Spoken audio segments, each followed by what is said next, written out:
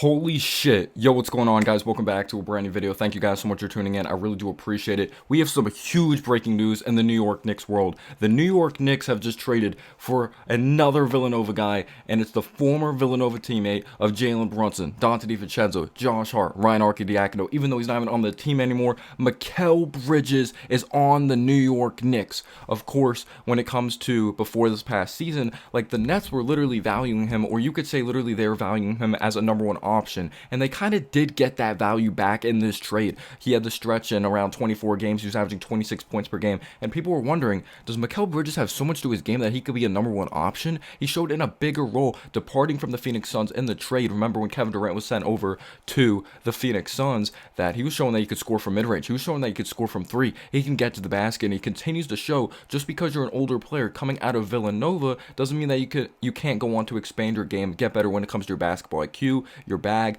But yes, he had that big time stretch. But then this past season, you could say Nets fans were a little disappointed. But if you're being realistic, of course he isn't a number one option. But we know he is someone that has length. He's a good athlete. He clogs lanes. He's a versatile defensive player. I do think his defense took a little bit of a dip because the Nets were not a competitive team, and I feel like the coaching wasn't really on par, and there wasn't crazy motivation. Even though I think there should always be motivation to play on that side of the ball. But the chemistry is going to be absolutely unbelievable. But when you take a look at this trade, again, Mikal Bridges, my initial thought, I don't think OG Anunoby's going to be back as a New York Knick. I don't want to say this was a panic trade. I feel Mikal Bridges was always on the Knicks' mind, but OG Anunoby, with the reports of how much money he wants, the New York Knicks were like, F all that, we're going for Mikal Bridges. And you take a look at it right here. By the way, this guy could play off the ball. He could play with the ball in his hands, and he's in a situation that you have Randall, you have Jalen Brunson. You don't need him to be that top option, but the Brooklyn Nets have agreed in a principle on a trade to send Mikal Bridges to the New York Knicks for Bojan Bogdanovic, someone who's going to have 1 year left on his contract. He is getting older. He's coming off of an injury, someone who is a good depth piece. I do want us to address the depth in free agency, definitely with however much money we get.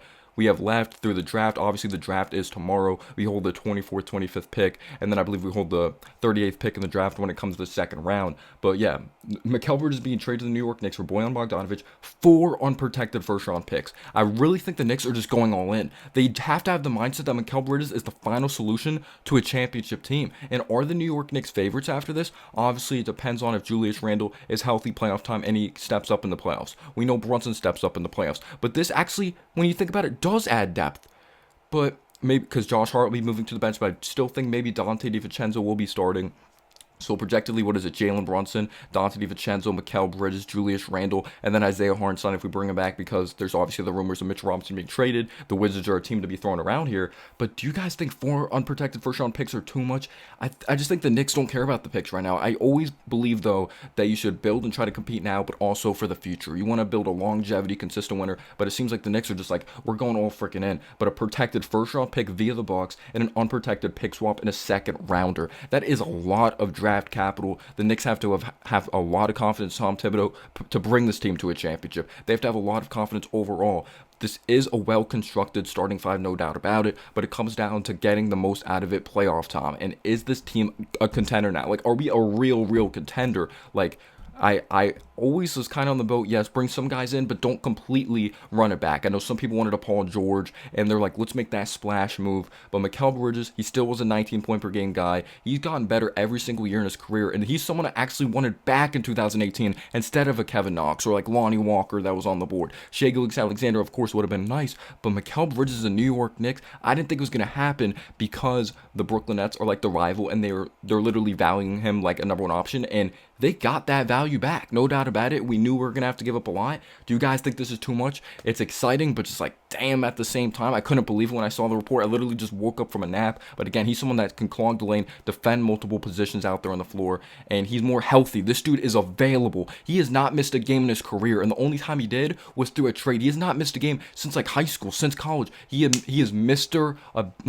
The best ability is availability, and he is always out there on the floor. He brings offense to the table. He can move without the basketball. He can play within the flow of the offense. So from a player standpoint, I'm excited. Will this elevate us to a championship? Not sure. We're going to have to wait and see. I do think, like, there was always the thought maybe we'd need another pop star, because he is maybe the verge of close to a star, but he is like literally the recipe for success in today's NBA. He can create a little, catch and shoot, play off the ball, very unselfish, coachable, good defender. and it seems he's gotten better every year. And now he's in a stable culture that Tibbs is going to hold him accountable. Just wow. Let me know down below your thoughts. Peace out, y'all.